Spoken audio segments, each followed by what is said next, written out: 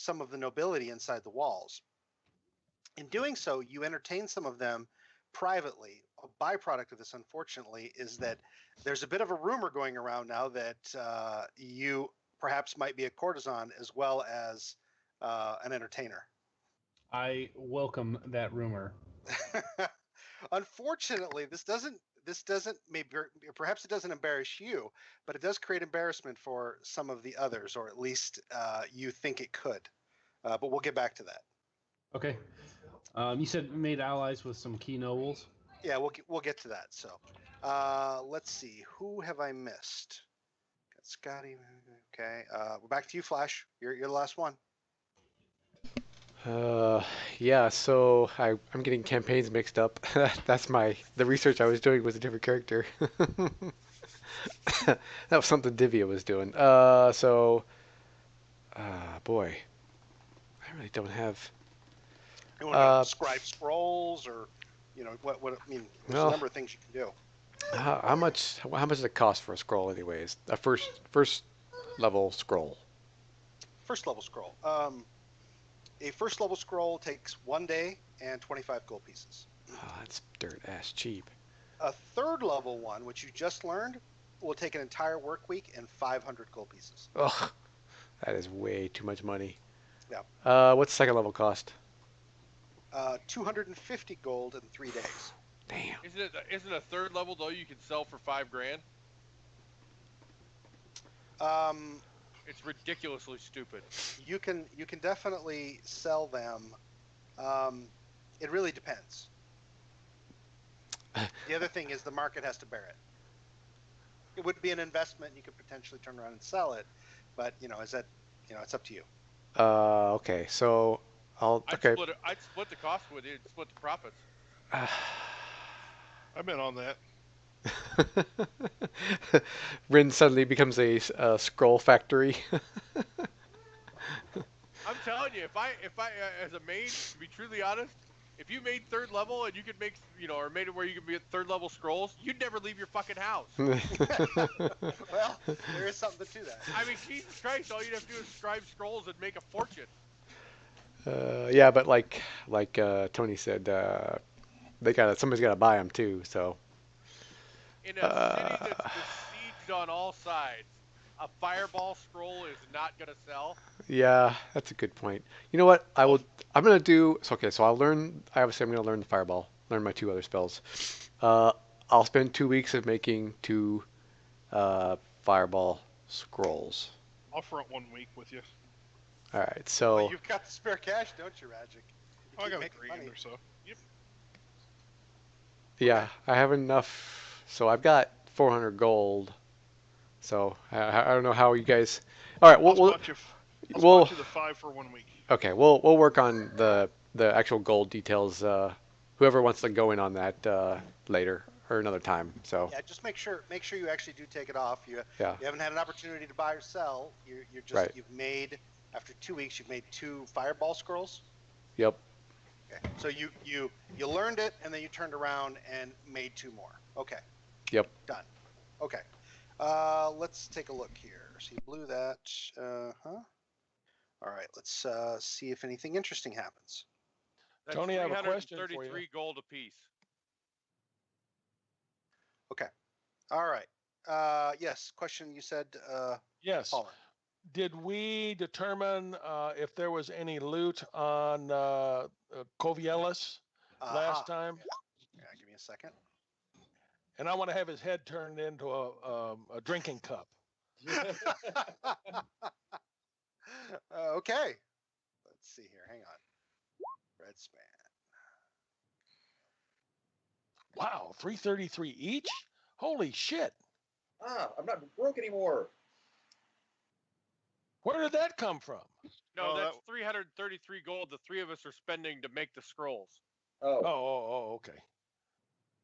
Yeah, Scotty, your broke ass isn't buying in on this. I got 10 gold flash. I got put in 10. All right. So this was Covielis. Just so I realized just now I've never shown this guy. Correct. We've seen his picture. Okay. Yes. Only in it was fact, so tiny. in fact, there are some very interesting things that he has. some of which I think you guys are going to be really interested in. He had a set of black plate armor made from the scales of a black dragon. What kind of plate? Full plate, half plate? Full plate. Oh my God. Other than that, he had a magic longsword.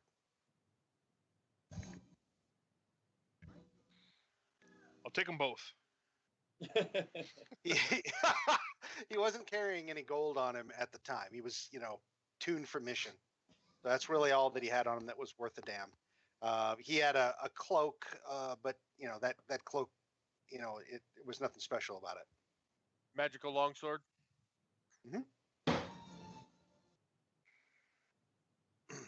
This is okay. You find this interesting. When you draw it from its scabbard, it instantly glows with this kind of bluish light, and It's another one of the swords. the other thing is that it has runes carved down the side of the blade. I can tell you which one this is too. Does anybody speak? What languages are available to the group? I'll tell you whether or not you might know it, unless somebody Common. has comprehensive. Nope. Orcish?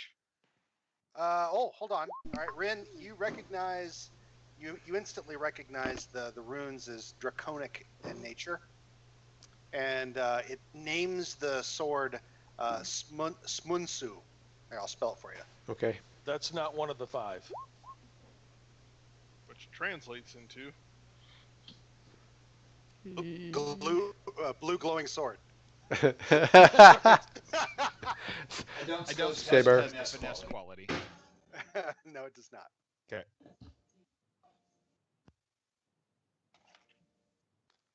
Tony, effectively, I had I'll just you had the time to sort of figure this stuff out.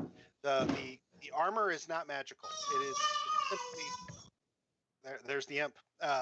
It's simply crafted from what you believe, probably with an Arcana check, Rin, that this is truly crafted from black dragon hide, but it is as strong as plate armor. That's really what it effectively is a set of plate armor. Is And it then, lighter than regular plate? Rin puts it on.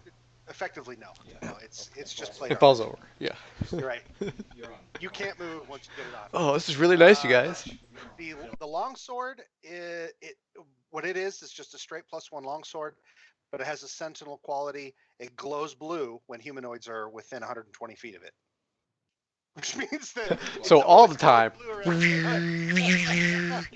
Anybody that uses it, It's gonna go blue. That's It has right. a visual Like, oh, look. impact on other people. The oozes that have it, they're pretty happy with it.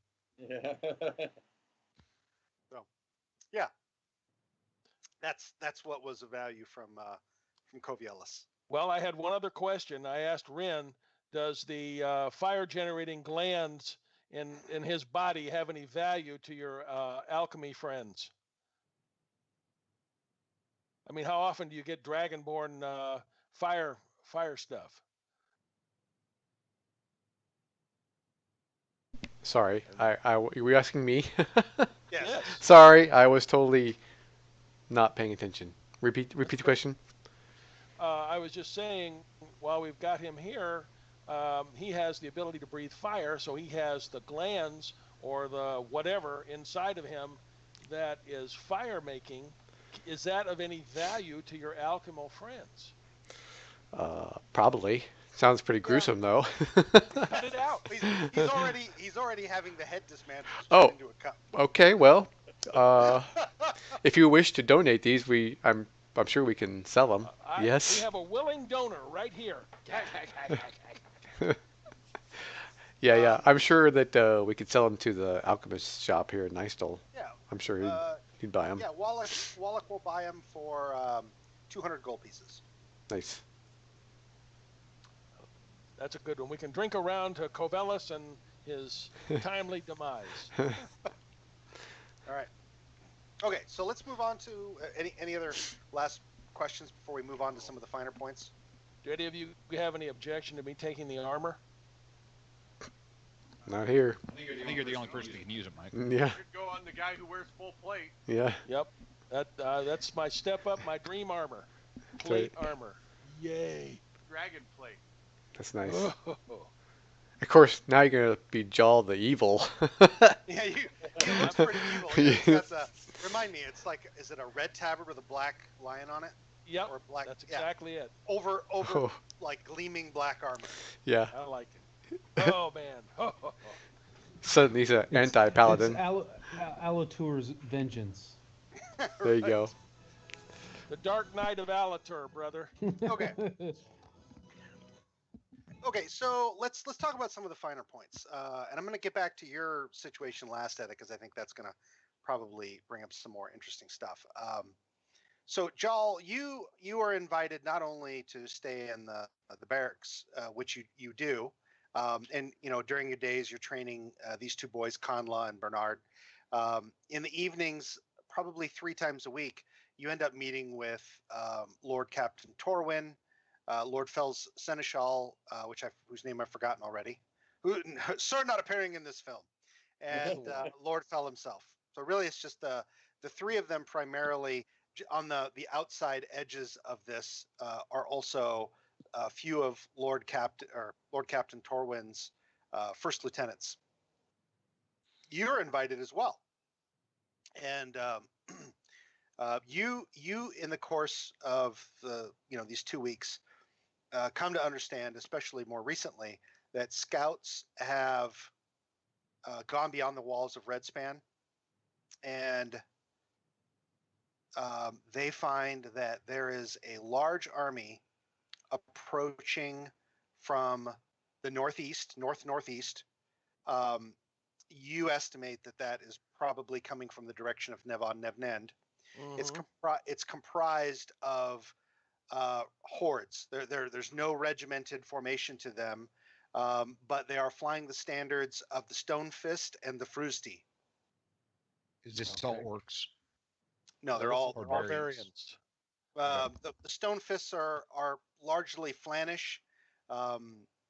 Very, culturally, there's some similarity to the people of the Tenha, but the Frusti are very much the blonde hair, occasionally red haired, very pale skinned barbarians from across the Thunder Mountains, or the Thunder Pass, through the Thunder Pass and beyond the Griff Mountains.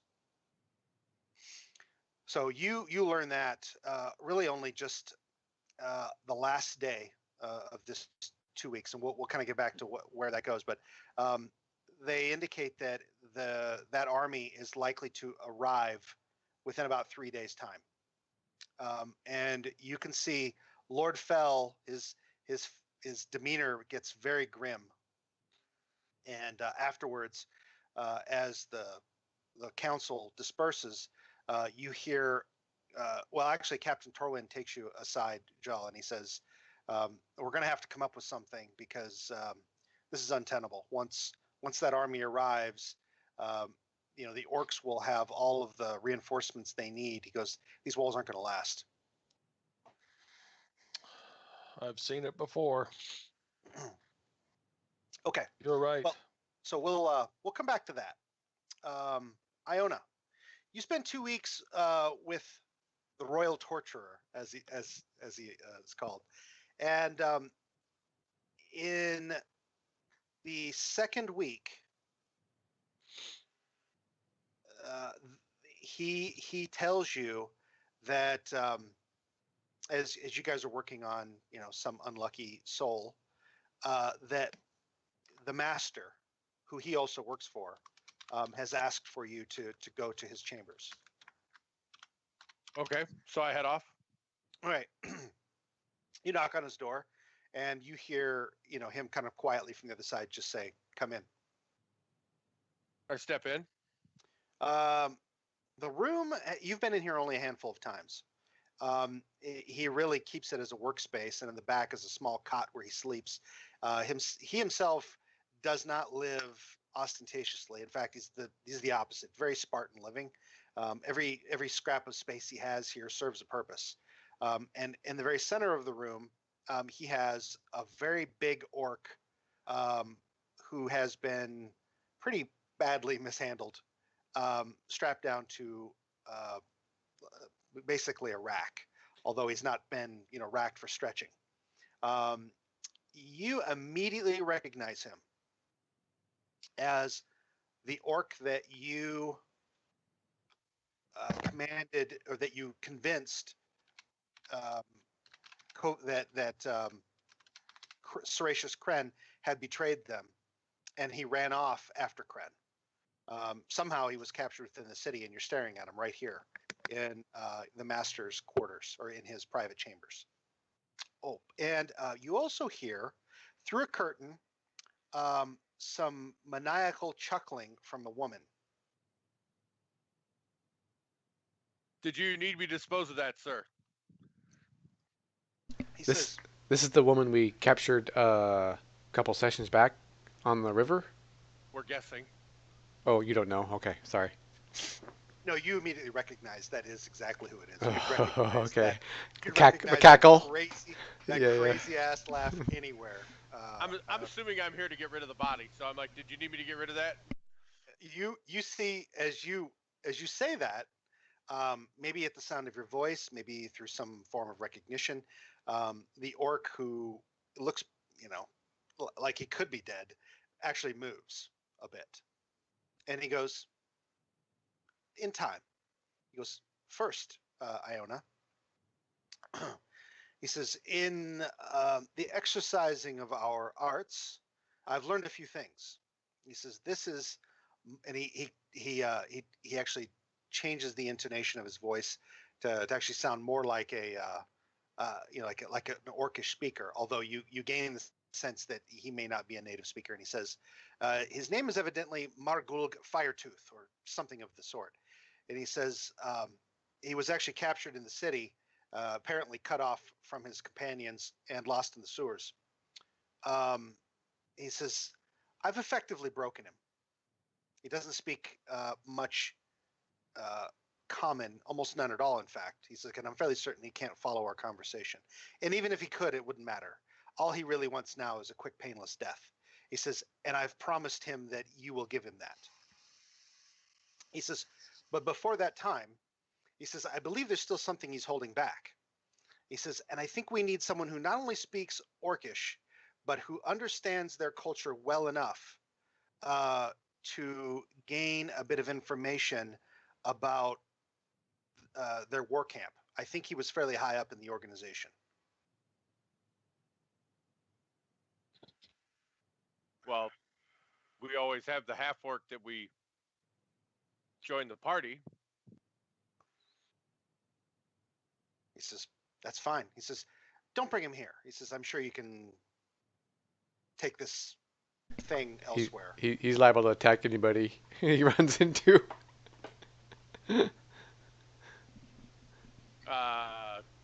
Okay, so you want me to have him move down to the dungeon then? That'll be fine. He says, I trust you will get any of the last bit of information out of him possible. He says, almost as like a sort of dismissal. Any luck with that key? Scouring the castle in my non-training hours, sir. Very well. He says, time is of the essence. And you feel that almost as if it's like a form of a rebuke. Like he has really never, ever scolded you.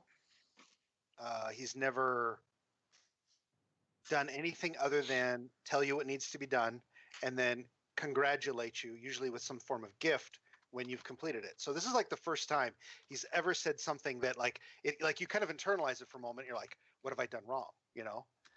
But you look at him more closely and you're able to actually make an insight check.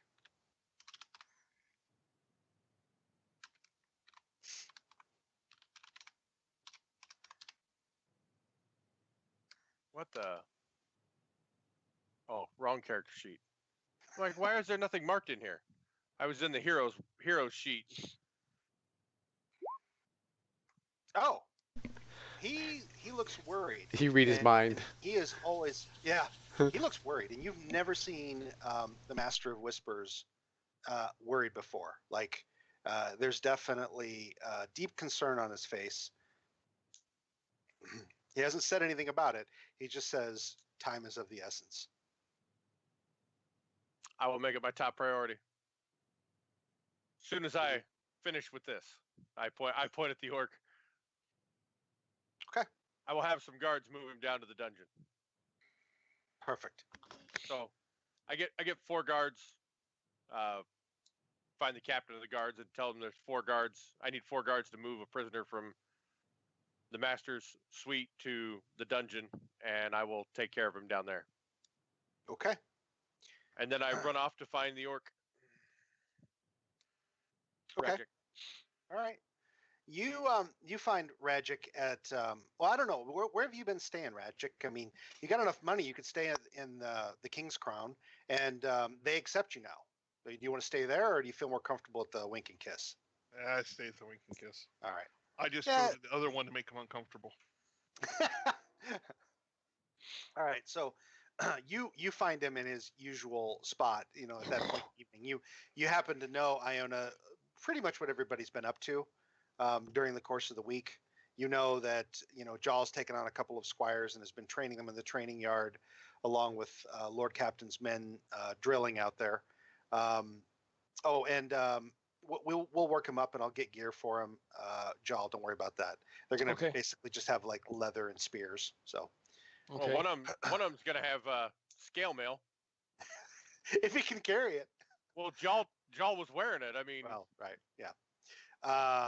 Okay, yeah. So you find Ragic in he's hanging out in the Wink and Kiss that evening, drinking. Oh yes, drinking lots. I come up and put my hand over his glasses. He's getting ready to take another drink, and I'm like, I need you. And I need you sober. Take me now. Not like that. I'm not that kind of orc. I need you to come help me because you're an orc. All right. Grab my big ass sword and I'm ready. All right. Point me in the direction. So you take him down to the dungeons. Yep. Okay. Oh, I don't want to go back there. Right. Ragic, Oh. you realize where this is headed, and you're starting to get a little nervous. No. You're on the other side of this show this time. I better stay on the other side of the show. You're an integral part. The master has plans for you. You should be proud. I'm like, Which what are you master? talking about? Yeah. Which master? What's a master? So Okay. I come down to him, probably pinned up in the same position he was upstairs. Well, it wasn't easy to move. What do you call it? The table down there, and they ended up I'm assuming he's racked down here now that they brought him down here. They ended up just throwing him in a cell, and he is just limp on the ground. He's been he's been flensed in a few areas and is in really bad shape. Well, if you want me to kill him, he needs a weapon. That's not fair. No. That's what He barely stirs as you open the grate. It's just like one of those that kind of lifts up. I'm like, drag him out. Okay. You have the strength. Drag him out. Okay. Grab him by the hair. Okay. He doesn't even resist you. You end up having to. He eventually kind of weakly resists. You pull him out into the hallway there, and he looks up at you. You see his eyes sort of adjust and refocus on you, and you think maybe he recognizes you as an orc, and he says to you in Orcish, Ragic, he says, "Are you here to give me my death?" When the time comes, if that's what needs to be done. His eyes flutter closed for a moment. I chain him up to the wall. Okay, yeah, there's some manacles out here in the hall. I restrain him and then I heal him. Okay, that seems to snap him back awake. So And then you stab him. Then you heal him. Then you stab him. I'm like, so, what is it that you need to tell me to end this?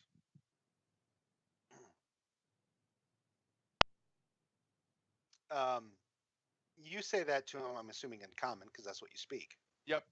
He Okay. he understood me before when I spoke to him in common. He looks at you and he says, "You end this? Good." Look, you may have fooled my master that you don't speak common, but I know you speak common. down in the tunnels, I made you my bitch. Just by talking to you. All right. Here's what you're going to need to do, Ragic. You're going to need to make a history roll. Uh-oh. History. I have that. Can I make it? No, it's going to be a native speaker. Okay. And now I need you to make a persuasion roll.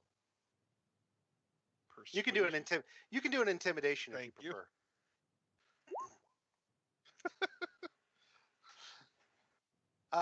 Yeah.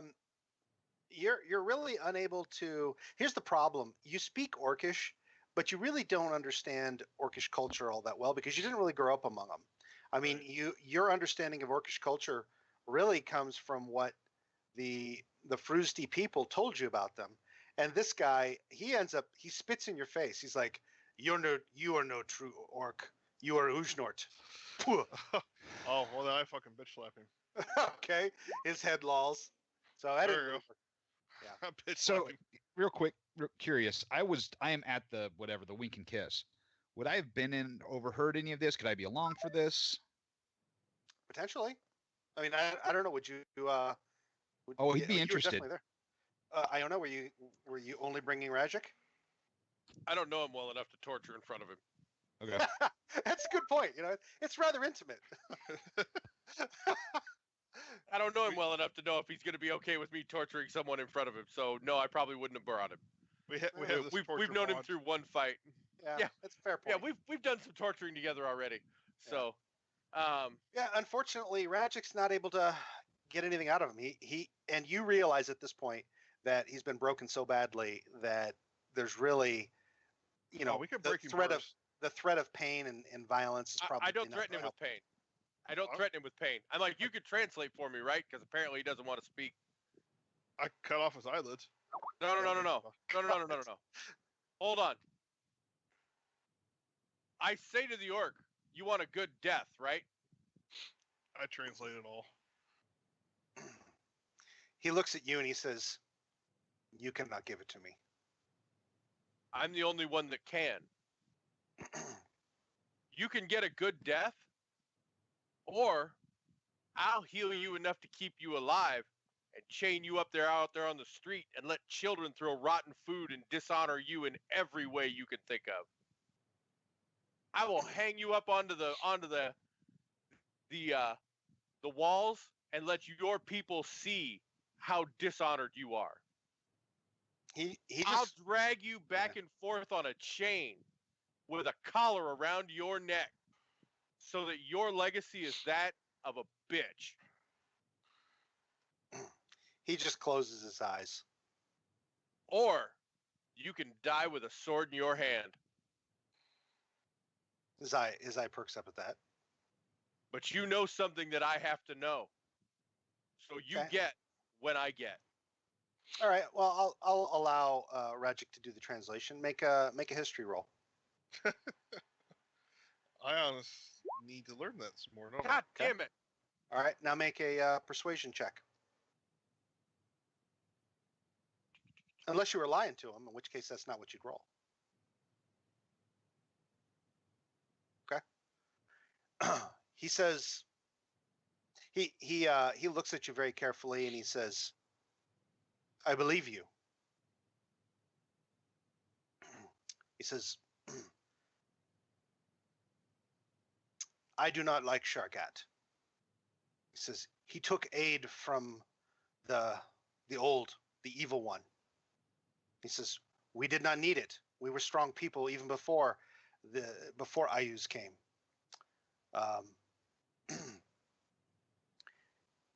He carries two things given to him by the old. He goes, one is an axe made of ice. He says, the other is, and he sneers at this, he keeps counsel with a demon. Shargat must be overthrown. What does this demon look like? He goes, difficult to see, smoke, shadow. So how does he call it? He says, Is it bound to an item? I do not know. He says, I only know, he says, I have seen it. Two others have seen it. It stays with him and only appears to council late at night in his war tent. He goes, when he sends the others away. Have you heard a name? What does he call it?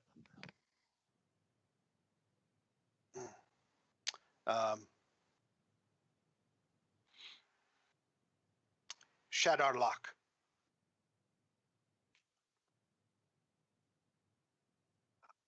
I step over to the door and yell at one of the boys that's, a runner. I give him this information, tell him to take it to the master. And if that's the information he's looking for.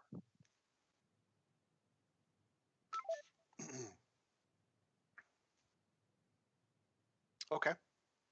You wait for a response. Okay. Yeah, a kid comes running back probably 20 minutes later and he says, yeah. He says it's good. And then he just like he doesn't even really stop. He just yells that and around a corner he runs. I don't want to be here for this. That's right. Okay. I walk up and slice his femoral artery. So you lied to him. Yeah, that's exactly what I did. Oh, I didn't even pay attention. You did roll deception. Yep. Okay. All right. His eyes bulge and he bleeds out in front of you. Like I said, as he's dying, I'm like I said, you're my bitch. Okay.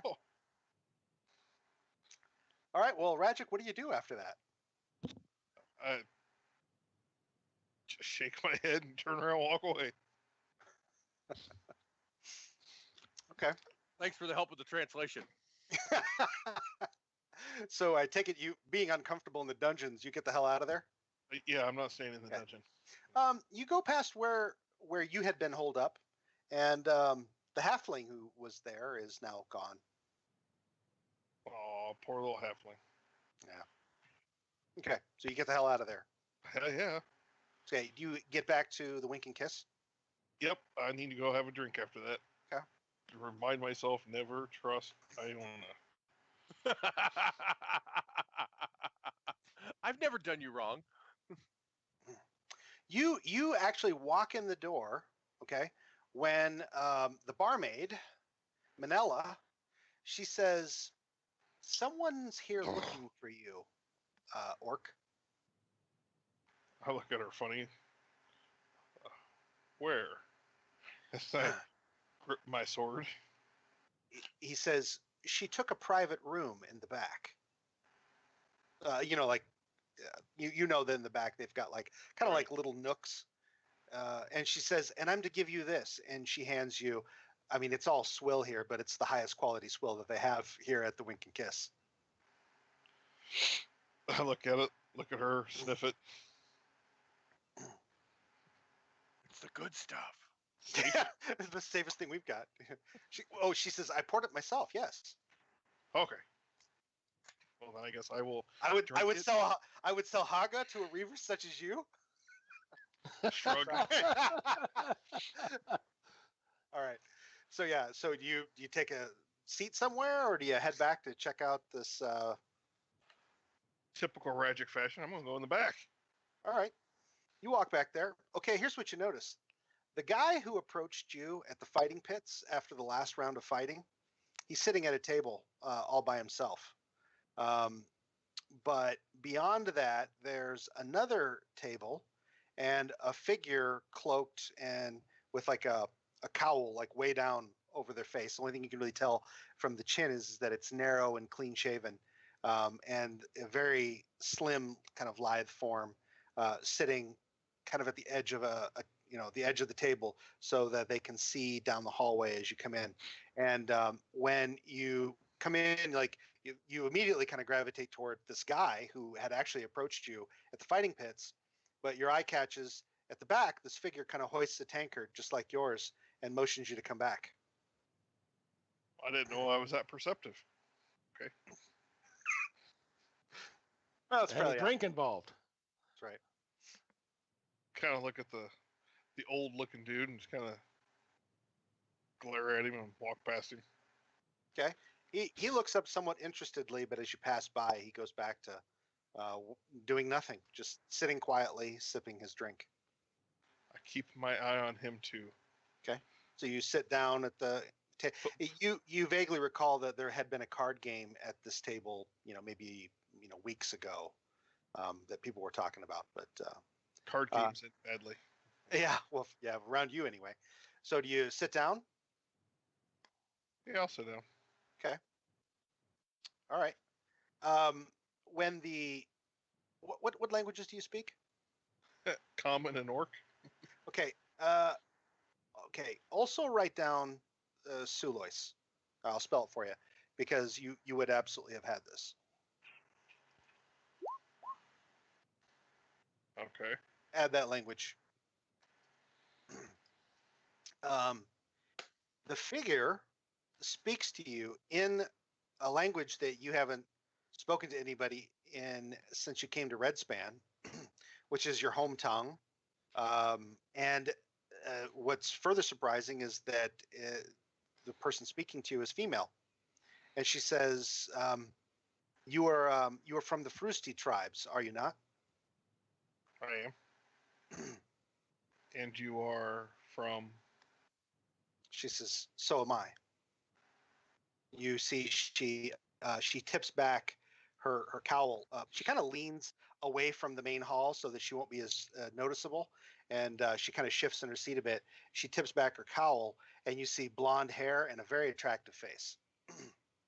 And she's got ice blue eyes. Oh, well, this is going better already. Toothy grin. She How you says, doing? she says, "I'll be doing much better if I can get the hell out of the city." But that's not why I wanted to talk to you. All right.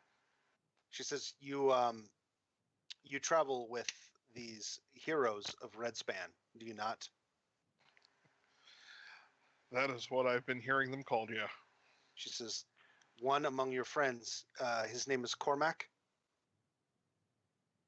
Possibly. I've heard that name. She looks kind of quizzically. Do you know him or do you not? I know a Cormac, but it's you I don't know. She says, "We have met, Cormac and I." She says, "My name is Fenisteer." She says, he has my sword." Does he now? I look at her, think of Cormac. Yeah, that's about right. I just start laughing. I'm like, yep, you're his type. She goes, "I am not." Well, she goes, "It's neither here nor there. Well, It's then nothing you to do don't know Cormac. She goes, she says, "I do not want the sword back." She says, "But I want to offer you a bit of information." She says, "If you truly wish to save the city, I offer this to you freely before I leave." Okay.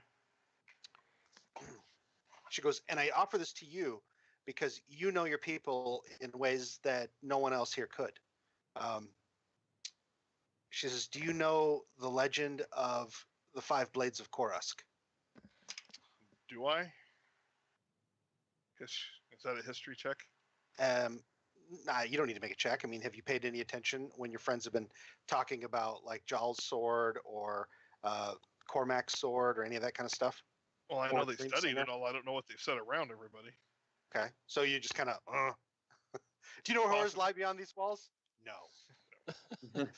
I may have heard of it in passing. Okay. She says, "Look, I don't have a lot of time." She says, "If I tell you this, can you remember?" Yes. She says, "I carried one of the 5 Blades of Korusk." She says, "I stole it from another. It's not my blade." She goes, "Cormac can keep it. I do not really care." She goes, but what is most important is that it not fall into the hands of those who would use it for its true purpose, which is to bring back Vatun, the great god of the north. Do not let bad guy have Vatun. She says, Bad. Just carve it into your forearm, dude. she says, Yep. you idiot. She goes, you grew up among the Frusties. Surely you know the damage that could be wreaked upon the world if Vatun came back in his anger from the, millennia of imprisonment that he's had. Yeah, I was in school that day. I remember. Yeah, we learned Groot. We learned Groot back on Asgard. It was an elective. Sorry. So she goes, do you understand the importance of this? She says, the swords have not fulfilled their purpose. They could not have fulfilled their purpose yet. Vatun has not returned. Have not fulfilled. Got it. Okay, make a history check. Uh-oh. You get advantage on this because it's very much tied into the reason why you're here. Okay, well, that helped. Thank God for advantage. Okay. History I do not have much of. Her words hit you like a physical blow because you realize how important they are if they are true. About 6 months ago, maybe a bit more, the great Severed Redbeard of the Stonefist people claimed that he was the god Vatun returned. He's the one who rallied not only all of the Stonefist tribes, but also the Frost and Ice barbarians to come down through the Thunder Pass. Redbeard claimed that he was Vatun. Yes, Severed Red. Here, I'll spell it for you.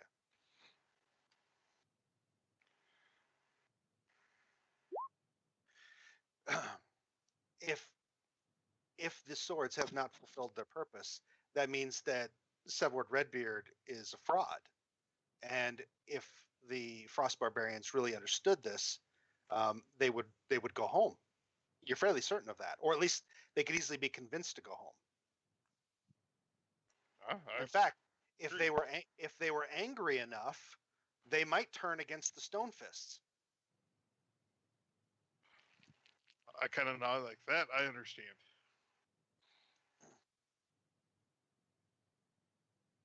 She goes, your companions need to know this.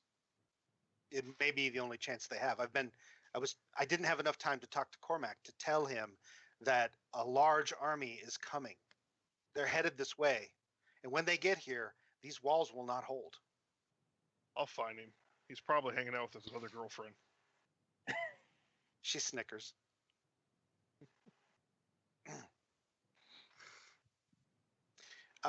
She hears, you do too.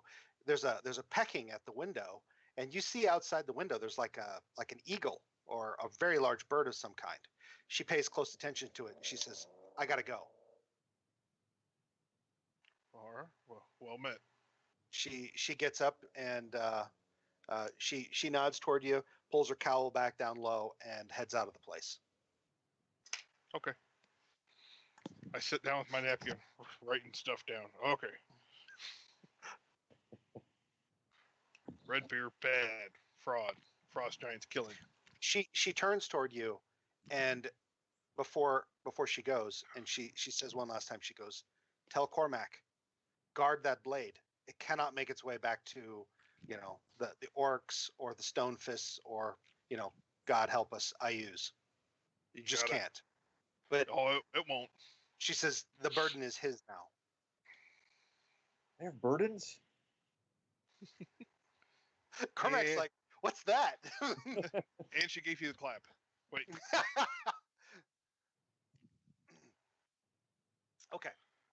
All right. Interesting. All right. I'll go get another beer. Sit down and wait for people to show up. Okay. All right. Cormac. Okay. What were you doing week 2? You were training, right? Yes. Okay. It just so happened that you were training down, and you're kind of wrapping up this last of the 2 weeks down at the waterfront along the docks. There's soft mud there, and you were doing like print analysis and that sort of thing with your trainer, and you happen to notice a cog sailing back up from the south, and you recognize the flag. It's Zarkiba. She just left like 3 days ago, and she's back. That's interesting. Oh yeah, and her guys are out there rowing for all they're worth to bring her back into port. Okay, I'll make it down to port and to help them tie up and to see what brings her back. Okay, yeah, it doesn't take them long. They get her moored, and Zarkiba, pretty much as soon as the crew have everything under control, she doesn't even they haven't even set the gangplank out yet. She just grabs a rope and just swings out onto the quay, and she drops down next to you, gives you a big old kiss, and she then kind of changes her demeanor, and she goes, Cormac, you need to get word. Well, yeah, about that. She goes, I had no choice. She says, not far south. There is, she says, many ships. She says, at least 1 dozen that I could count. She goes, and that was through the part of the river that I could see. They gave chase for most of a day, but my men were able to outrun them. She says, all flew the banner of Jores. They've set up a blockade. Nobody is coming nobody is coming at this point to bring any supplies to the city. She says, impossible now. She came from the east or the west? It kind of flows from northeast to southwest. She came from southwest and came back up. No, it goes from northwest to southeast. I'm looking at the map right now. I think, doesn't it? Or isn't that what I just said? I thought you said she came from the right. Here. All semantics. The river's blocked. Let's go. Yes. Okay.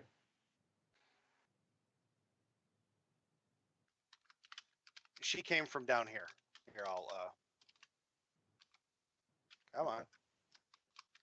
Yeah, she came from further down here. Okay. Which is kind of the direction that you guys went when you tracked the other ship. Okay. Yeah, she says, she goes, there's one more thing. She says, I don't know if they're going to mount an assault. She goes, but they had several caravels, which you know to be larger than her cog. She goes, and the lead ship was a galley, many oars. She didn't have an opportunity to count. She says maybe 20 on a side. She goes, and on the deck I could see maybe 200 Marines. Back. Wow. Bad. And she says, I recognize the banner, the heraldry. She says, Sable Morningstar charges on an ore tincture, parted per pale against an argent mailed fist. She goes, it is the symbol of Captain Ortiz. She goes, you remember? He goes, the big orc or half orc, much like your friend. She goes, big half orc commander at Camp Arnsten. Ortiz. Will you remain in Redspan after giving this information, or will you?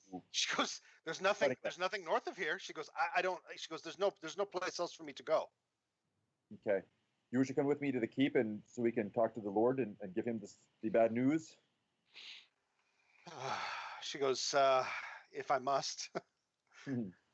She goes, I fear that we will be conscripted. Yes, I am afraid that is the case. I see no way around that.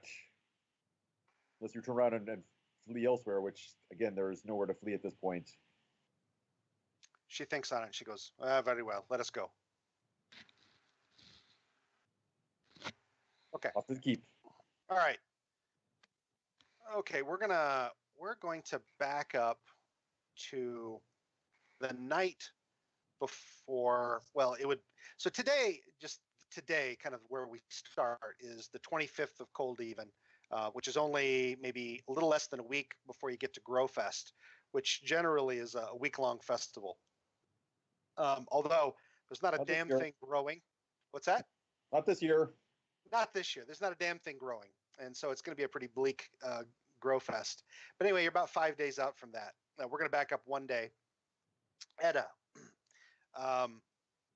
you have had a particularly fruitful evening of making money, even though you've tried your hardest to spend every last bit of it making contacts. You still ended up with some surplus, and and you ended up you paid a kid just to watch the plate, like for all your donations, and when you came back later that night after spending a few hours entertaining a noble, you found that there was an envelope in your in the, well, it wasn't in the plate.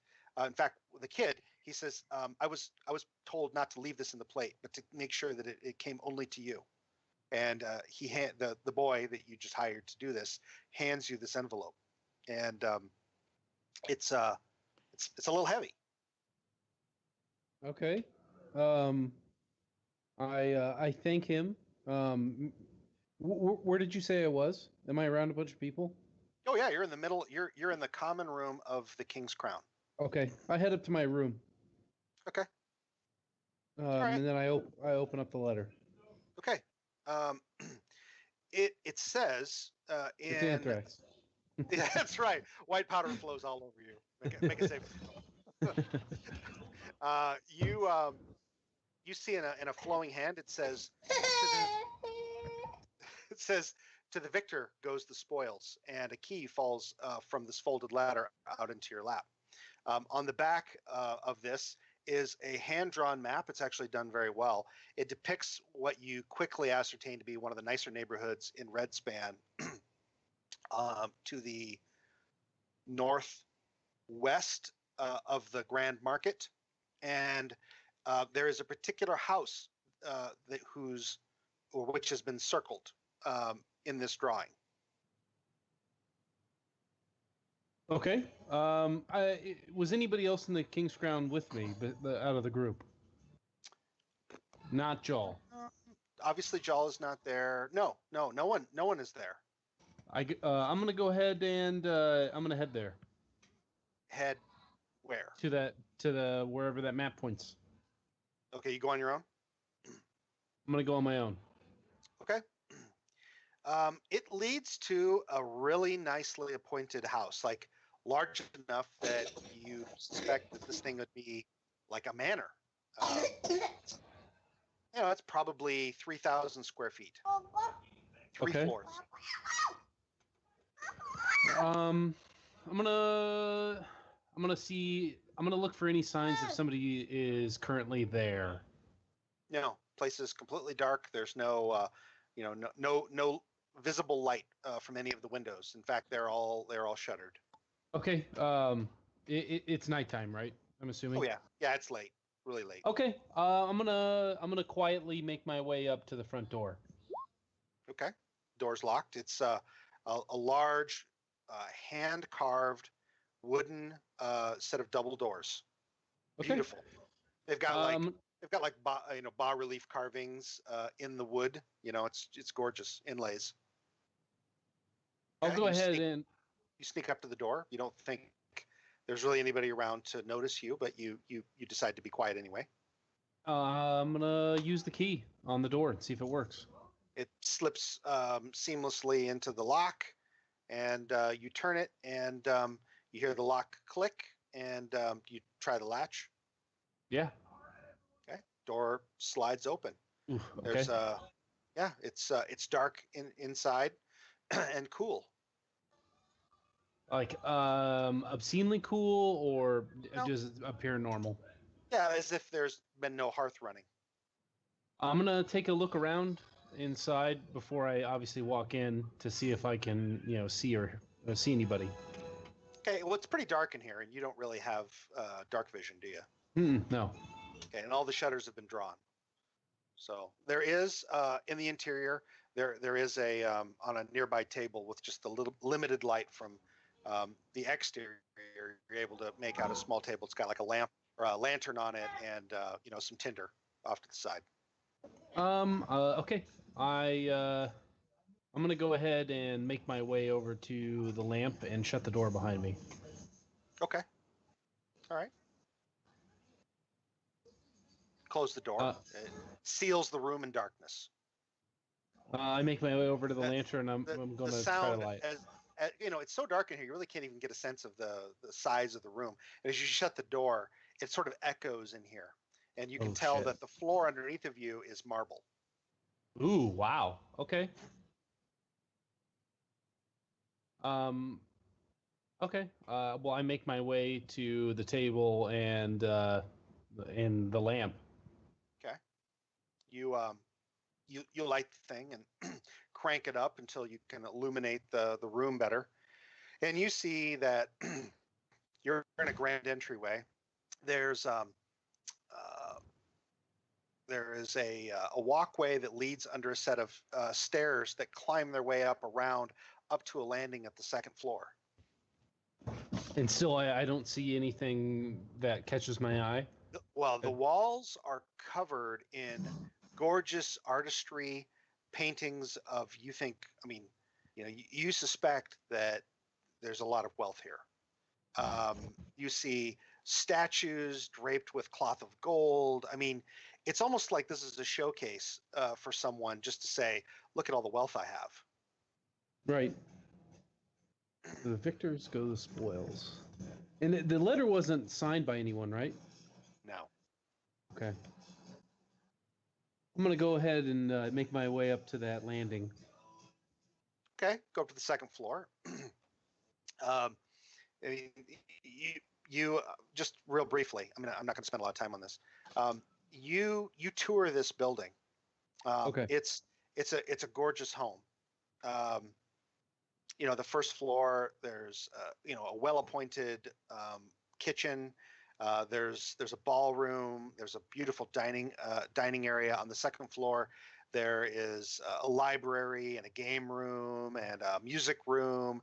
The third floor is and there's also like the main living area. And then the third floor, you've got more living space. There's privies, like actually as separate areas. There's a basement with a larder and servants' quarters. I mean, this is just an amazing manor house. But what's really interesting on the first floor, where there is a drawing room or like a private study, beyond that, there's like you could almost call it like a throne room. Somebody has set up a throne, but like they clearly don't understand how nobility works, or at least they just don't care. Because once again, it's like every available space is filled with wealth, but none of it matches. And so it's very eclectic. Like it's very eclectic. Yeah. And some of the pieces you think came out of the College of Alatur in Nevon Nevnend. Like some of them you recognize. As soon as is there a library? Yes. As soon as I notice that, I'm going to go check the library for the books.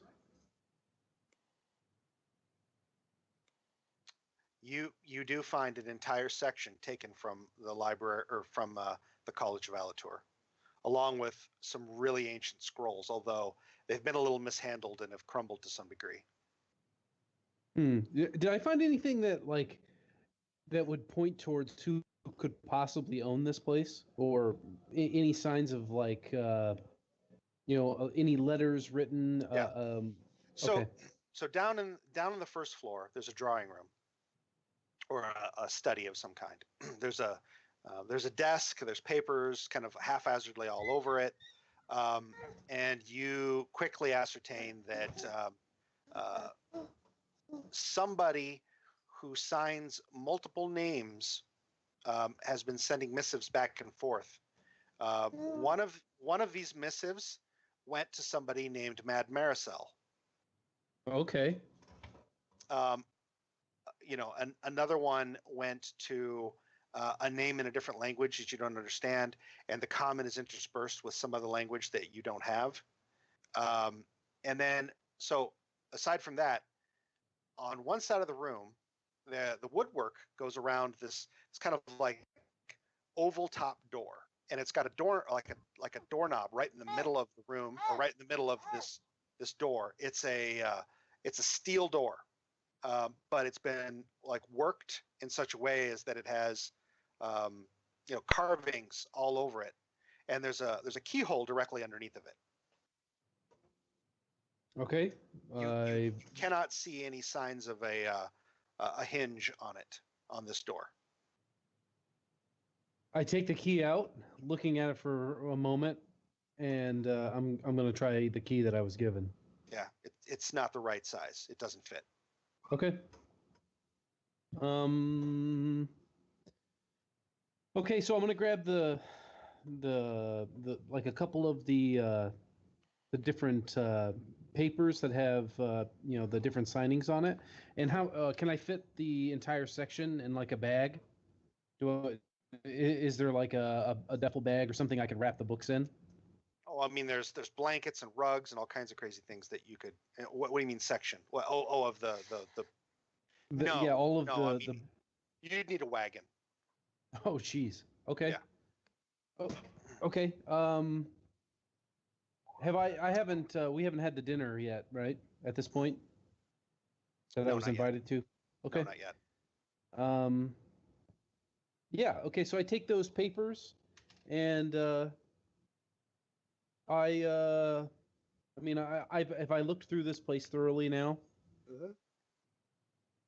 Yeah, I'm gonna go ahead. Most of it has Okay. not been lived in some time. Sometime. You think Okay. you think that the third floor, nobody's lived there. The servants' quarter, nobody has lived there. Like this really looks like one or two people have lived here ever. The basement has seen some more recent use. You see, like there seems to be like a small laboratory down there that of some kind. You don't know exactly what it is, but there are like foul-smelling like pastes and liquids down there, and like bits like body parts of different animals and plants that you don't recognize, strewn about in this little laboratory. Other than that, you see implements that tells you that like maybe some sort of rogue was here. Like there are like a handful of different sets of things that you would assume were like thieves' tools, like hacksaws and like acids and things like that.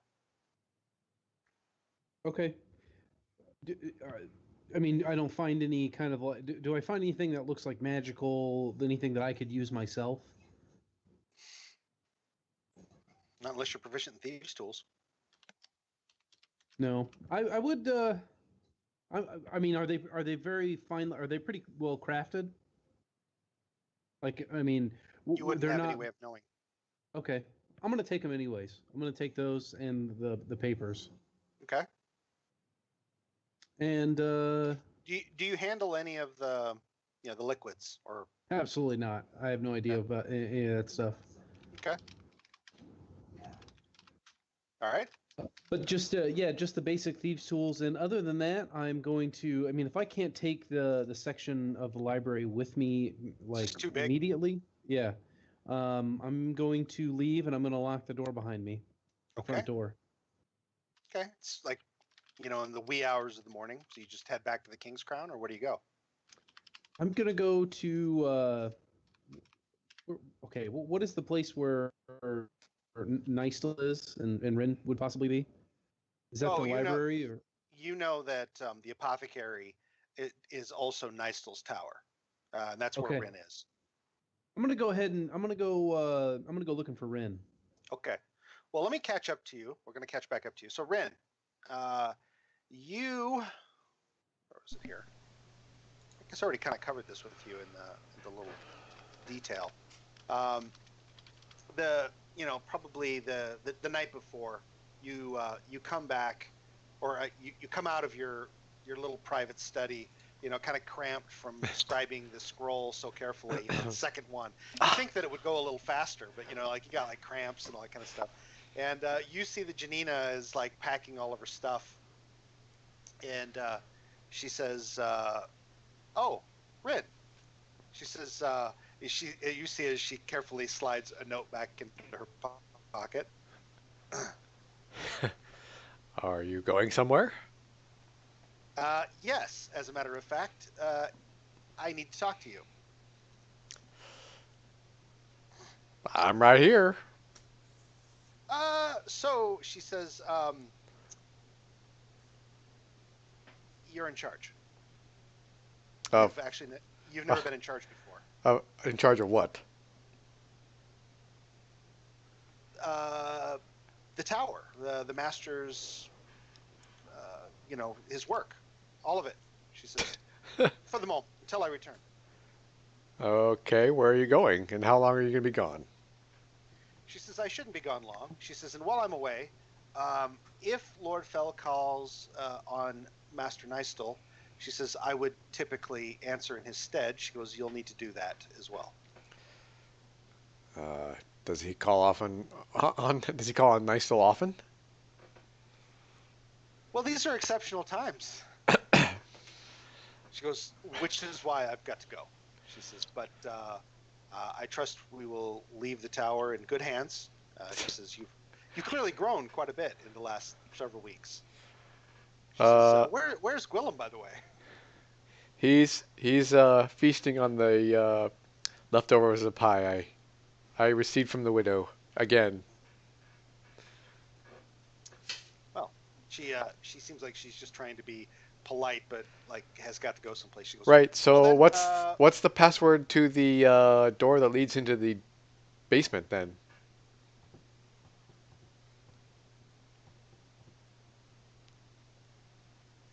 she says, Yeah. don't you know? That's why I'm asking. She says, well, if you don't know, then the master clearly has not deigned for you to know yet. There's So- probably nothing down there that you need to. So I'm not really in charge. I'm just gonna keep the floors clean while you're gone. And just make sure that the apothecary keeps running. Yes. Right. This sounds very Navy. She says, but I should be back soon. Right. Well, we may not be here if you take too long, I say. There is, an army encamped around the city. She, she shoulders her pack, and she comes over and she claps her hand on your shoulder. She goes, "We have nothing to worry about." She goes, "The heroes of Red Span are here," and then she heads upstairs. Right. Because I can cast really high level spells. Where the hell is Nystel? I say. I'm following her, by the way. Oh, okay. She's still on the stairs. She stops when you ask that question, and she looks back at you, and her face is like completely, just like a mask of, nothing, and she just says, "I don't know." Of course.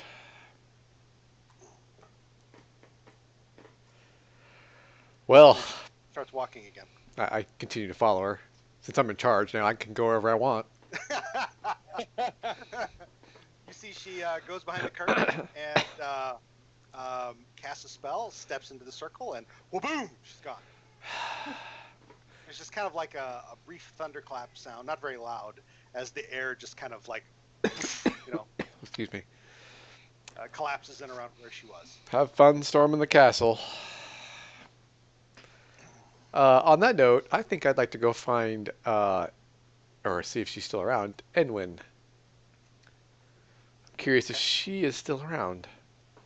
Okay. Well, it's pretty damn late. You've been trying to crunch in as much time as you can Yeah. on getting these scrolls done, and you just finally got it done. When there's a knock, you hear down below a loud rapping on the apothecary door. Now, Wallach, he sleeps kind of behind the shop on the first floor, and you hear him grumble, "We're closed!" Good call, Wallach. The rapping continues. Wallach, get that! as Rin, gets his feet up. That's right. Yep. Okay. So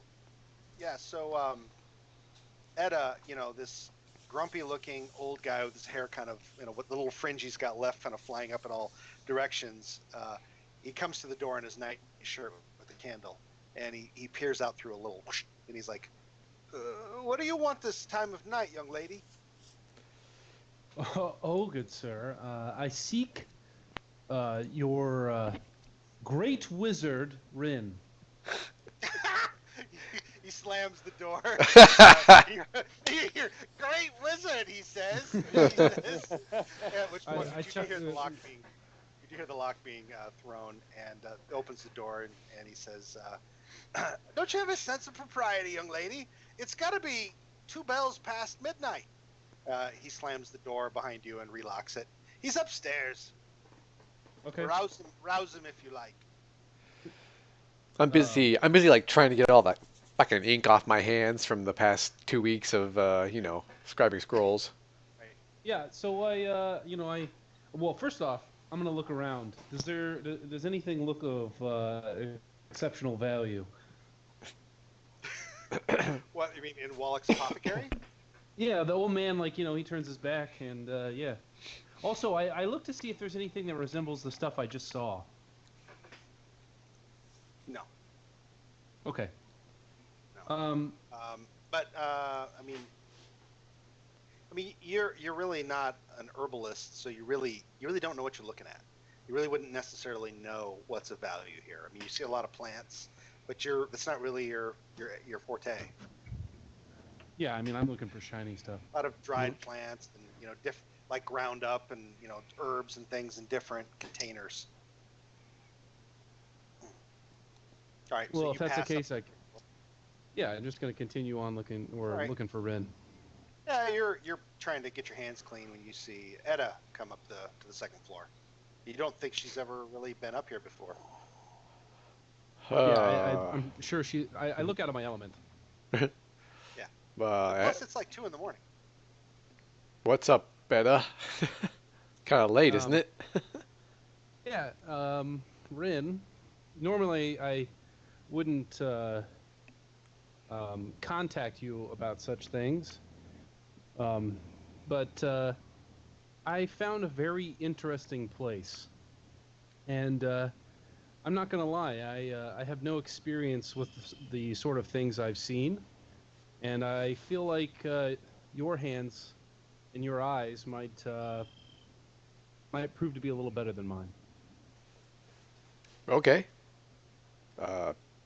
You want to do this now? I was just about to turn in. Yeah. See, here's the thing: is that there's not a lot of time left. Yeah, wizards need their sleep. It's very important that wizards get 8 hours of good, solid sleep. Yeah. See, I sleep during the day. Or whenever I feel like it. So I guess I can't really meet you there. But I do think you'd like this. Fine, let's go. Okay, so you guys trek on back. All right, we're gonna back up a moment. Again, this time to Miles. Miles, you is he ready? Has he got his headset on? Yep. You there? Oh, okay. All right, so Miles, where have you been staying anyway? Was the tickle and wink? The wink and tickle. It's right next door to the wink and kiss. Anyway, yeah. So a couple of the guards that you got to know, they actually, one of the days they come back and they say, "Hey, look, word got around maybe that you've been here in the wink and kiss, and it turns out Lord Captain Torwin wants to talk to you. Like as soon as possible." Who that is?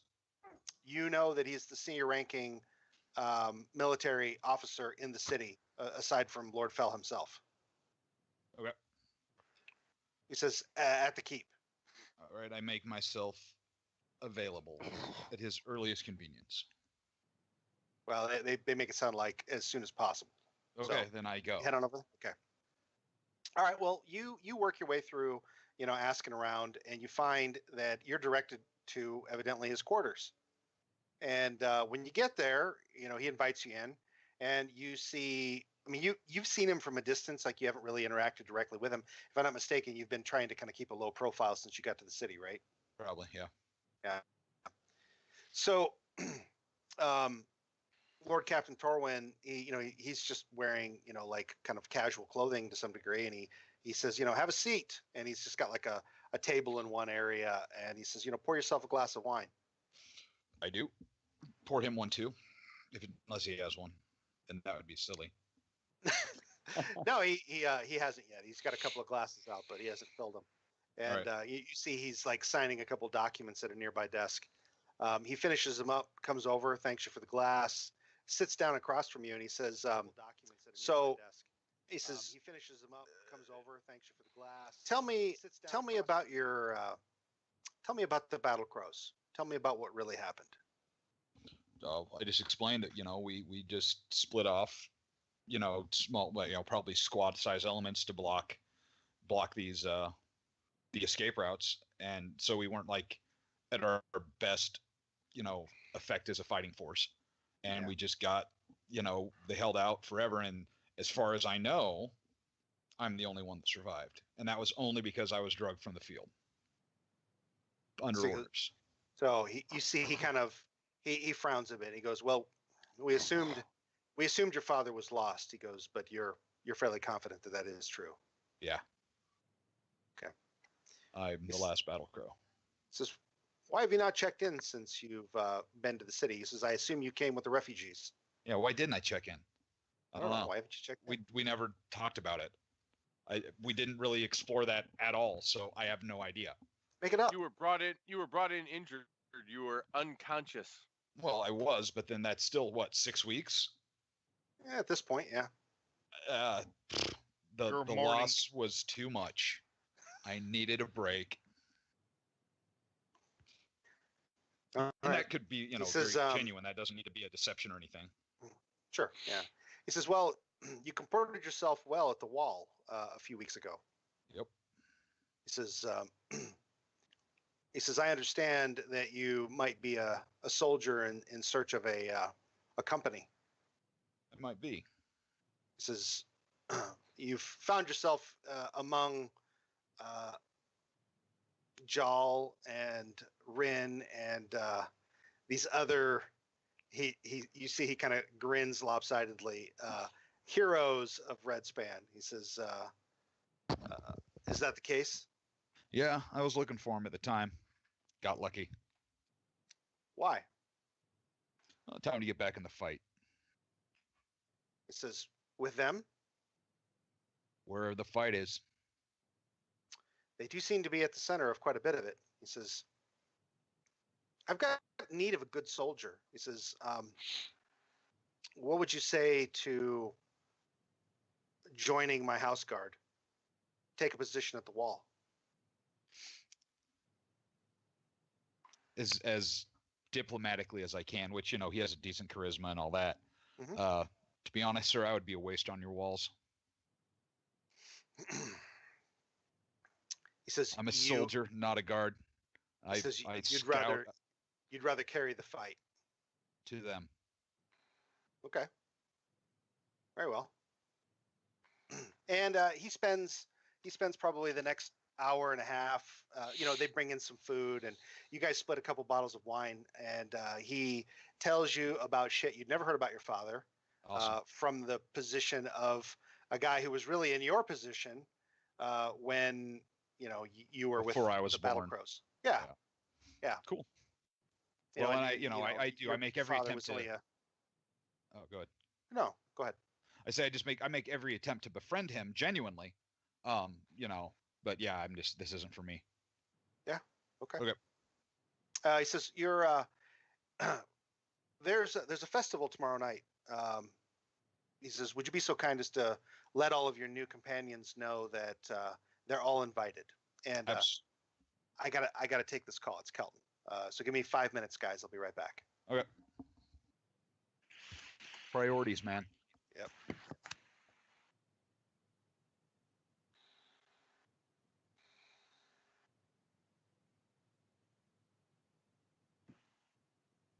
Hey, Dad, I need you to come pick me up.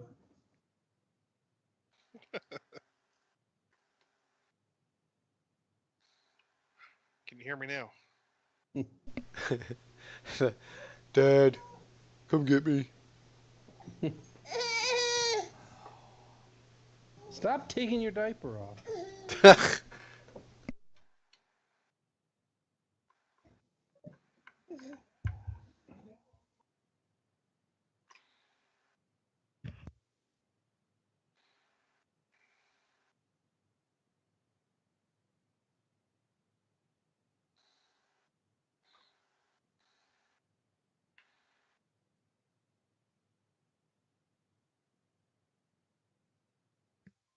So where do you guys think we're going with all of this?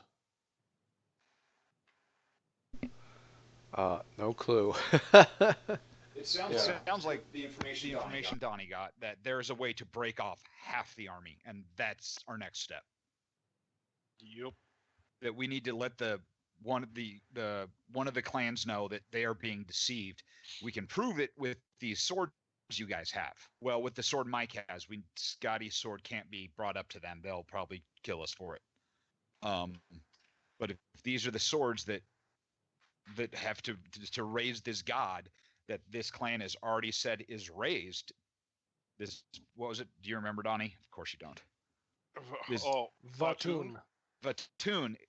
They've been convinced Vatun is raised, that he is born again. Well, he is not, because the swords needed to do it are not in the possession of the people who said they did it. So we need to convince that clan that it is not real. And then we might even get them to ally with us, it sounded like. Yeah, that's what I wrote down. On your arm. Yep.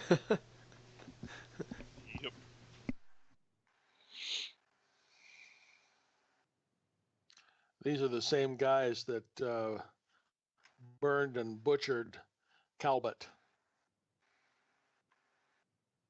And what's the next one down from there? There was another High Bridge or something like that.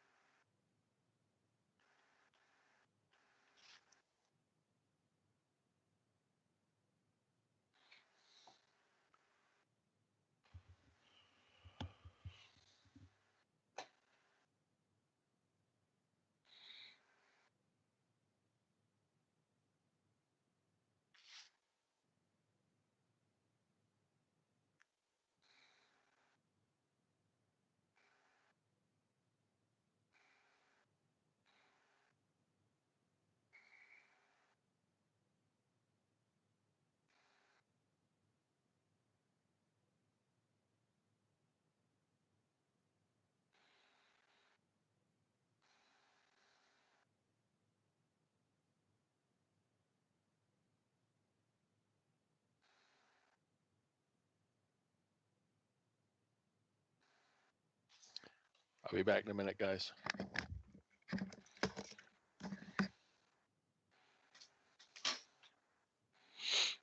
All right, I'm back. It's like other people stepped away though. Yeah, is he all right? Yeah, he's fine. He says he's got blisters all over his feet. I said, well, you know, you should. I think he's got some.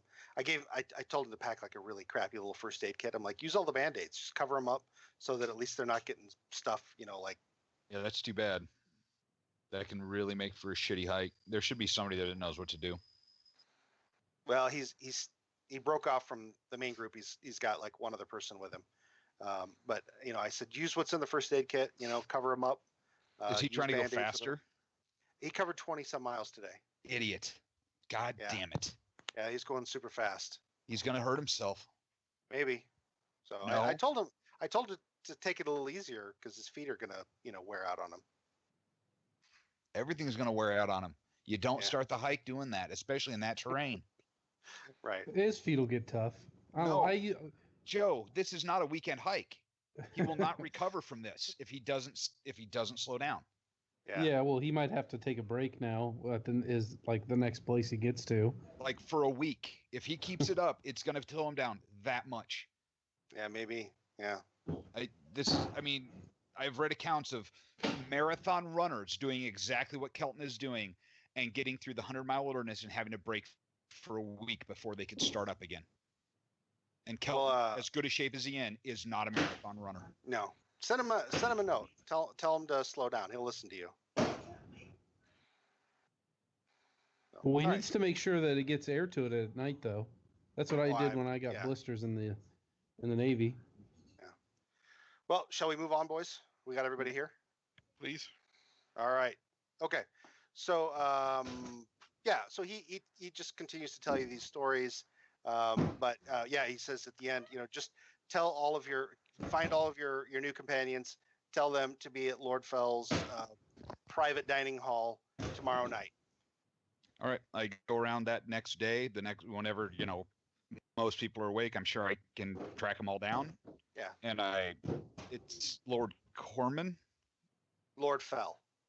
Fell. Oh, you mean the head of the military, Lord Captain. Okay, but it's Lord Fell that we're going to. Okay, I let everybody know. Yes. And I find my least dirty clothes. All right. So we'll kind of slip back or forward again to the late or early morning of the final day, and Rin and Edda, you find yourselves in front of this manor house again. Appears to be 3 stories up and maybe has a basement too. It's a large place. I turned to Edda. Whose place is this again? Mine. I just purchased it. Oh wow, this is a big ass building. I take it. How big is this building? I look at him. And I say, "I'm just joking." Oh, but follow me. He's gullible. He'd buy it. So I go up there and I unlock the the front door. This time I'm not going to be quite as cautious, but I will stop at the threshold to make sure that it doesn't appear anything has changed. No, it seems the same. And then I give Rin the tour of the building. Okay. You see an enormous library. One of the first things you notice about it, Rin, is that it seems to be. It was not curated per se. It has the feeling of like it's been ransacked and then put together, somewhat haphazardly. Like stuff doesn't fit together. It's not a well-kept library. So the person that owns it just doesn't really care. Not very OCD. Yeah, I mean, a real historian or librarian would have taken much better care of these volumes. Huh.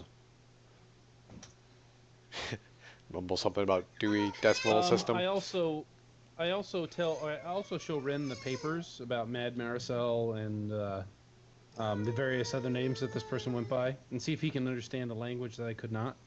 Pop your languages again for me, or are they still visible there? I might have to scroll up a little bit. Yeah, there they are. Okay, this is interesting. You notice that a lot of the language is not what you would expect, but there is some Earthland runes mixed into it, which you find really interesting. Okay. Most of them deal with death and decay and entropy. Like in a necromantic way, or? Yeah, maybe. But they're interspersed with another language you don't understand, so it's difficult to place them in context. So I take the 10 minutes to comprehend languages and try again. Okay. The language is mostly like infernal. It's like a demonic script. The Earthland language is only used when maybe you believe a given idea really is only used in Earthland. But the recipient of this is Ayuz himself. Oh. Meaning. It seems to be a report. Oh. Report to Ayuz? Yes. Just as a, do we know that Ayuz is behind this entire army? That thing that's Well, moving? they're flying. I mean, the orcs are flying They his are. banner. Okay, so it's known that they're Yeah, I mean, Enwin showed up. I mean, and you took her to the wall so that she could confirm that Ayuz's banner was outside the city. okay. And so this report is giving Right. what exactly besides kind of a mishmash of necromantic and death runes. Right. I mean, do you roll a? Let's see. Roll a religion check if you have it. I do. Well, even as you're talking with Edda I'm about proficient the in contents of it, you could. Yeah, I mean, you're proficient in everything. You're a bard. You could Yeah. also roll religion. Either one of you could. All right, that's good enough. The reason why you think that Urflan is part of the mix of language here is that supposedly Ayuz was a very, very old Flanish entity. He probably spoke Urflan. Oh. And whatever written language remains of it, is well understood by him and maybe his vassals. Okay. It never explicitly says who is writing the letter. It just simply says your servant in red span. Okay. But it describes events that you guys are intricately tied into, and you're fairly confident after reading it that Kren is the person who wrote this. Oh. Interesting.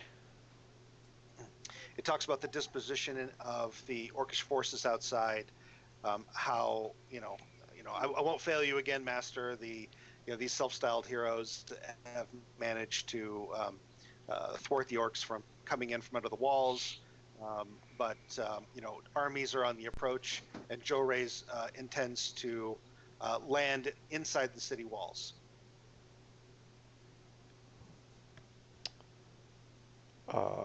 So yeah, I And turned. you get the sense that this has all been planned for probably over a month.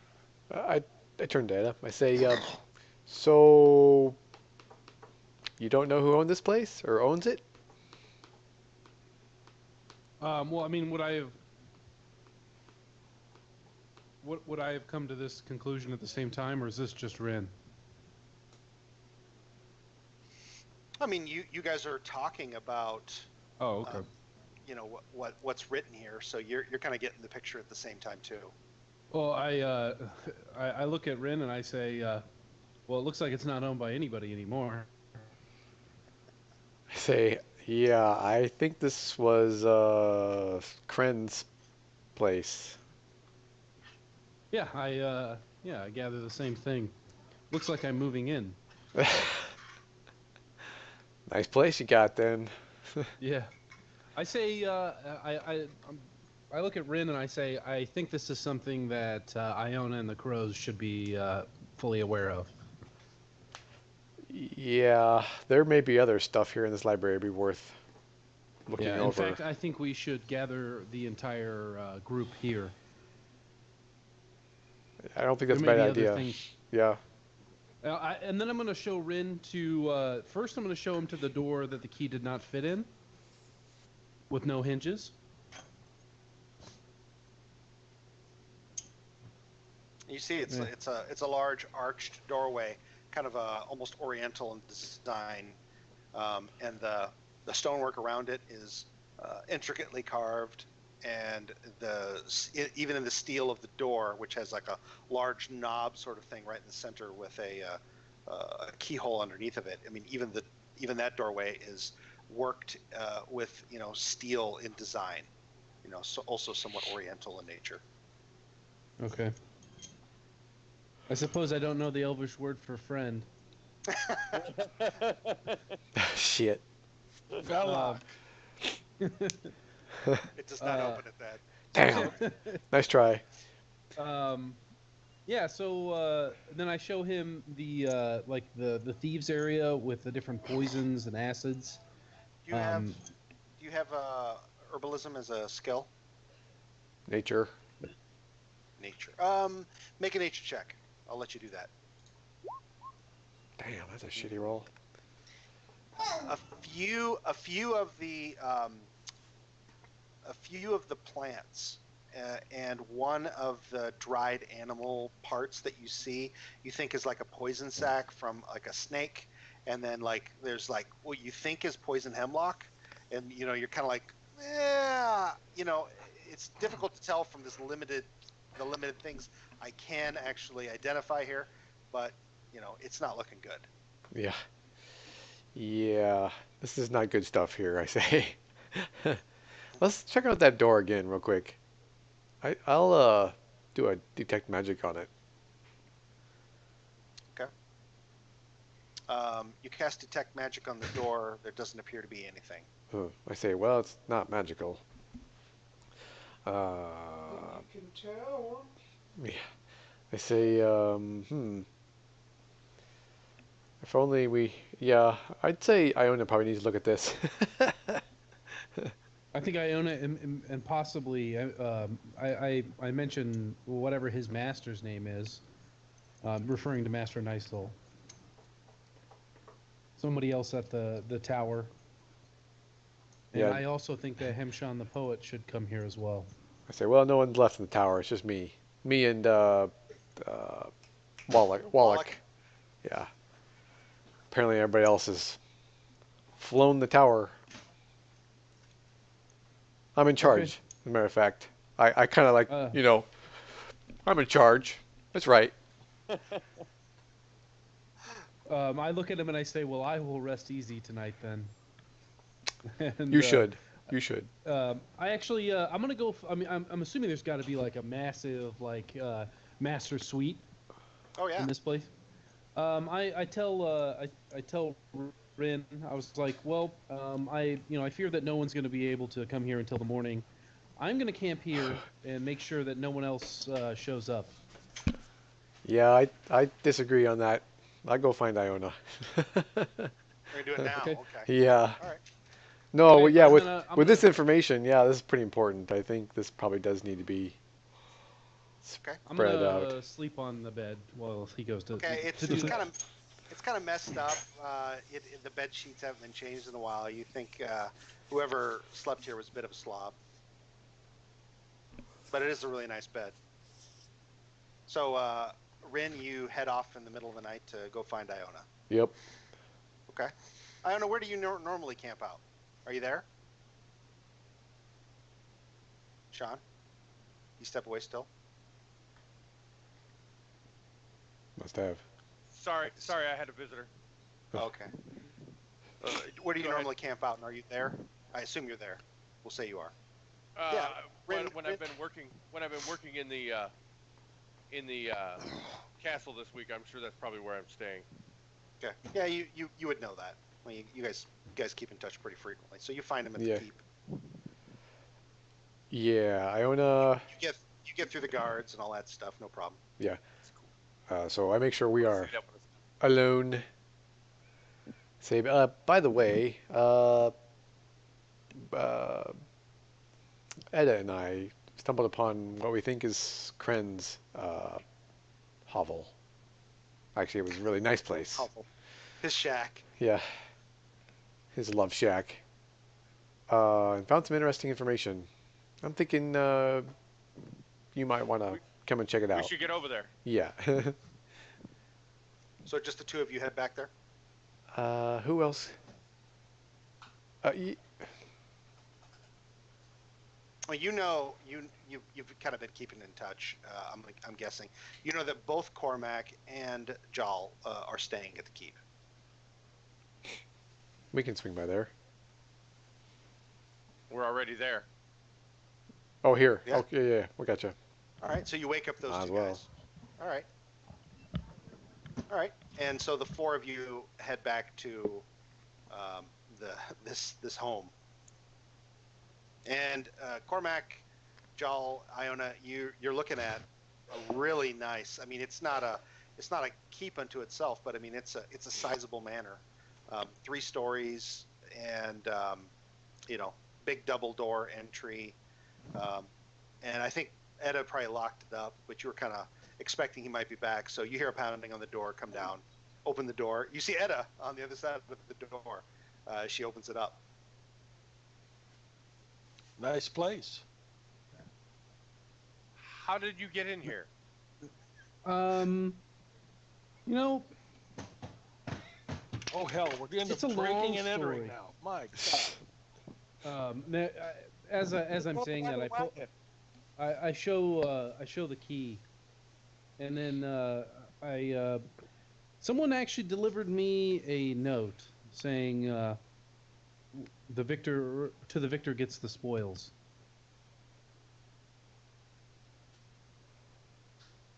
Well, in that case, it's I point to me and Iona's. It should be ours. It's group effort, guys. No, you guys weren't there. I say.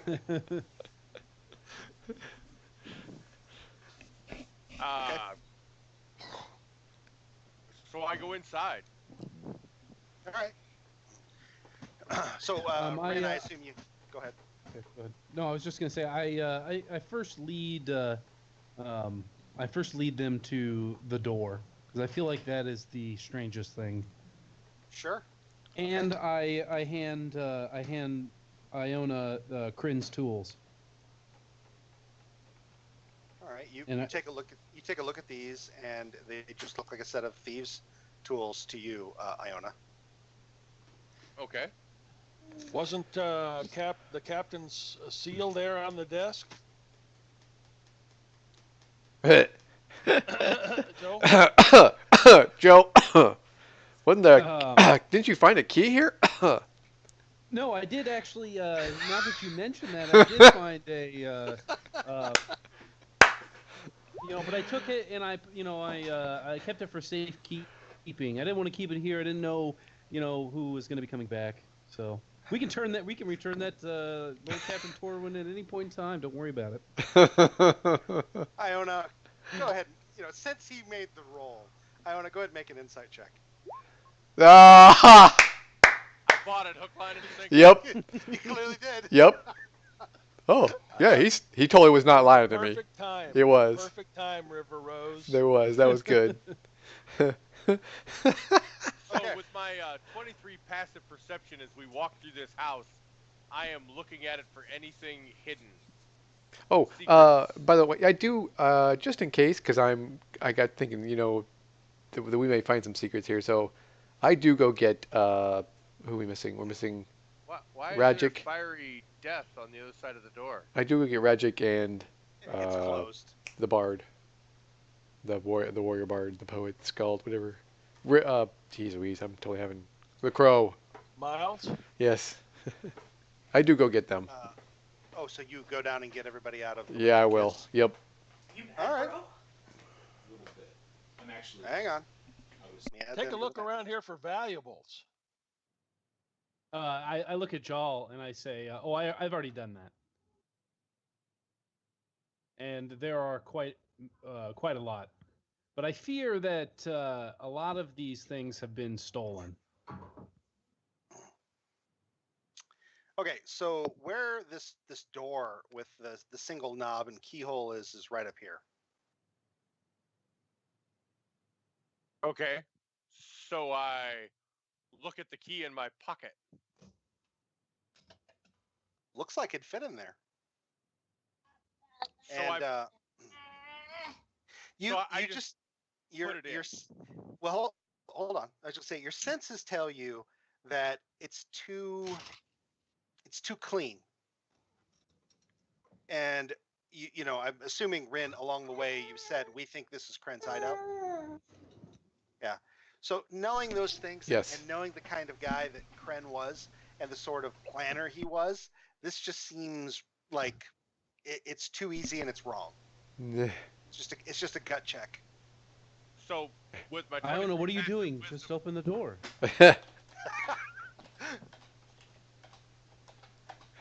With my 23 passive perception, I haven't picked up on anything. Yeah, you're fairly confident that there's got to be something you need to disable, or otherwise, when you turn that that key in the lock, something's going to happen. Go ahead and make a disable check. I think it's to disable traps. It's usually a thieves' tool check. Make that check. Okay. All right. I'm very good. So No. you. That's You, a 2 because I have a fucking plus 11. Damn. Bad. Okay. Yeah, damn. All right. So here's what happens. You do your best to look, and you're like, this thing is covered. This door is covered with like movable. It's almost like a freaking puzzle. I see Tinker's like, I'm moving over to other doorways. That's it. Everyone's like, we're gonna be over here. I may be dumb, but I'm not stupid. All right, Iona, you're like, well, I think I got the right combination of like things that I need to move, and I assume you. I'm not opening it. Oh, Do you want me? I'll open it. No. Why? Back the fuck up. Well, I will. I am not opening this door. Period. Not gonna happen. Isn't gonna happen that we're gonna open this fucking door. And I was trying to say that. I want to make sure that the key is gonna fit in the lock. Relax, dude. Yes, it'll fit. Okay. If you- I pull out my stone, and I call my boss. Oh, okay. All right. What do you I say? have found the door, Gosh. and I give him the location. Ed is not happy about this because I didn't want anybody else to know about. Now that's more people who know about this place. You get a response back. You only do this once, right? Yep. Open it if you can. Oh. So then I open the door. Okay. Put the key in the lock. You turn it, and if it was not for the fact that you're my bow drawn out against the door. Don't ruin my bow. okay, everybody's all like swords, shields up, everything's like. You hear as you turn Well done, Ren. behind Well Joe. As you turn the key in the lock, you hear the click as it unlocks, and I don't know. I mean, do you have your ear directly to the door, like listening in there? Probably, yeah. You hear a set of like mechanical gears moving, and in that moment you realize that you did not in fact disarm whatever it was.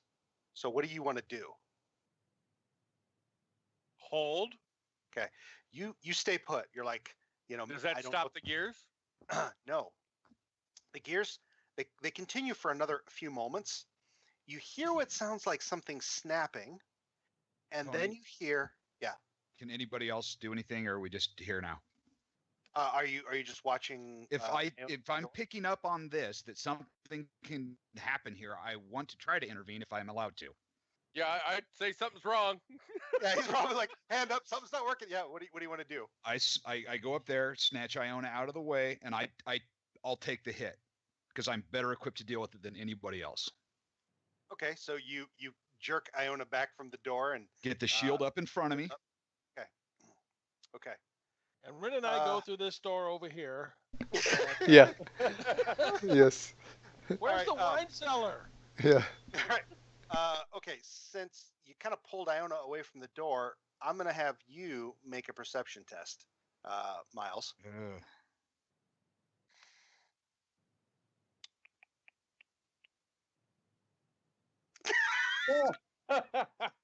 Jesus.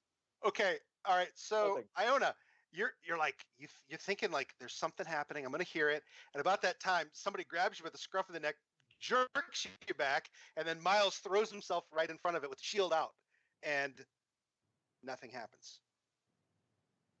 And still nothing happens. So I listen again. So you move back up around him to put your ear to the door. It's a delayed blast fireball. If it is, I'm standing right here anyway. Yeah. You think you catch? Okay, it's an interesting sound. It's like glass underfoot. Why does it have to be snakes? That's right. Oh, fuck it. I ripped the door open. You push the door in? Yep. Okay.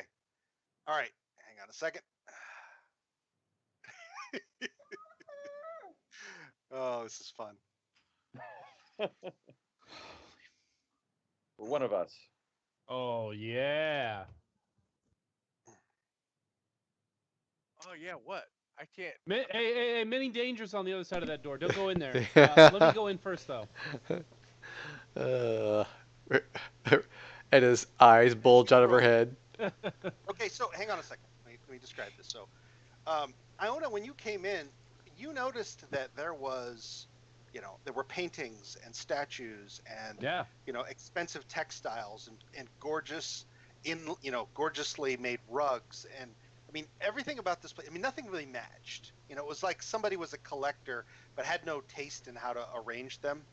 And that you noticed that everywhere inside of this place. But when you open the door, there are chests overflowing with gold, just overflowing. The floor is littered with it. In some places, you can't see the floor. You've never seen so much wealth in one place.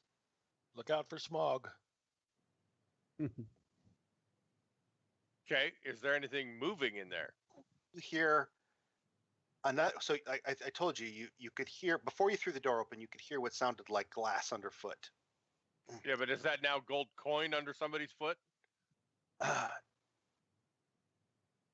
You think you hear the sound of gold shifting or coins shifting, but there's another sound that you think it sounds like chains rasping against stone.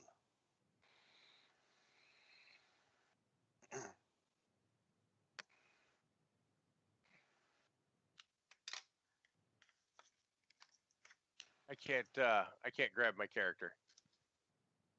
Oh, by the way, I'm emptying out everything that's in my current backpack to make room for all this gold. I'm just dumping it straight on the floor. What is it? Doesn't Etta just go like swan diving in? Mine. All right. You should have access to them. I mean, it looks like everything's set up correctly. Are you? Yeah. So what do you guys want to do? I mean, I'm gonna go all the way up to the door. All right. I'm gonna just brush past everybody with my sack out. Oh wait, hold on. I got an idea. I don't move all the way up to the door, but I move to here. I can put my my little shit. What's it called? Senses Yeah. inside the door. Yep. Put it. I can. Okay. The room is somewhat oblong. Maybe would be So 25 feet wide and maybe 50 feet in length. Okay. in essence, there. Gold is everywhere. Down at the far end of the room, a couple things you notice. There's a patch of ground. Yeah, right. So there's a patch of ground where there's what looks like broken glass and a bit of like thin rope, more like string. That's just sort of like loosely like on the ground around it. And standing, kind of over it, there's like steam or sulfurous fumes sort of rolling off of this thing's body, but it's roughly the size of a man. Only you don't see its face. It's like there's chains sort of like drooping from like a point on the top of its head, and there are chains like stretched down and around all around the room. And as Etta, you step into the room. I know you're not actually there. No, I'm not actually there. Right. Etta, as you step into the room, the creature, this thing, in a deep sort of rasp, says, "Would you have this treasure?" Yes, please. I look at him and I say, so I mean, I'm gonna say no. In fact, I'm just here to catalog for Mad Maricel.